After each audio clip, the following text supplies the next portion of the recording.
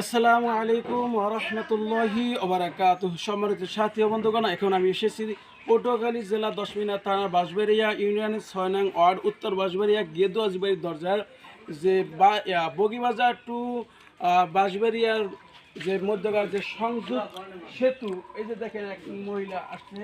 এই জিনিসটা করছে জনগণের উপকারার্থে। এখন দেখি জনগণের উপকারার্থে এখন এটা জনগণের মৃত্যু স্বরূপ হয়ে গেছে। এখান দিয়া দৈনিক হাজার হাজার স্টুডেন্ট আসা যাওয়া করে, মাদ্রাসা শিক্ষার্থীরা, স্কুলের শিক্ষার্থীরা আসা যাওয়া করে এবং জনসাধারণ এই রাস্তা দিয়ে চলাফেরা করে।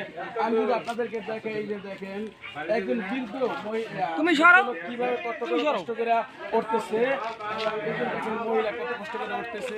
আমি আশাবাদী এই জায়গায় যদি কোনো ডেলিভারি রোগী যদি এখানে আসা যাওয়া করে, তার মনে হয় অবস্থা খারাপ হয়ে যাবে। কারণ এই ব্রিজটা কোন ইঞ্জিনিয়ার করছে তা আমি জানি না। তোমরা যদি একটু সামনে আসো আমার সাথে একটু দেখাও, দেখেন কী অবস্থা। এই সাইডের এই অবস্থা, ওই সাইডেও অন্য এরকমই অবস্থা। এই ব্রিজটা করছে উপকারতে, কিন্তু এই ব্রিজটা এখন আর ব্যবহারযোগ্য নয়। এই ব্রিজটা দ্বারা এখন আরও ক্ষতির সম্মুখীন হয়ে গেছে। এলাকাবাসী পারে না, এলাকা দিয়ে একটা অ্যাম্বুলেন্স ঢুকতে পারে না, একটা গাড়ি ঢুকতে।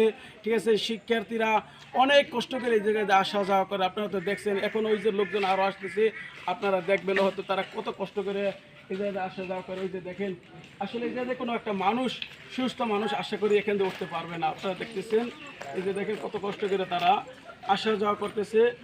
আমি এটা সংশ্লিষ্ট কর্তৃপক্ষের কাছে আমি আবেদন করব এবং তাদের কাছে বলবো এই ব্রিজটা যেন যথাযথ পদক্ষেপ নেওয়া হয় এবং এখানে যেন সুন্দর একটি সংযুক্ত যেন রাস্তা এখানে করা হয়। আশা করি আমার ভিডিওটি যদি আপনাদের কাছে ভালো লাগে থাকে, তাহলে আমার ভিডিওটি বেশি বেশি লাইক, কমেন্ট, শেয়ার করতে ভুলবেন না। ধন্যবাদ। সকলে ভালো থাকবেন, সুস্থ থাকবেন, আমার জন্য দোয়া করবেন, আমার আইডিটি ফলো দেবেন।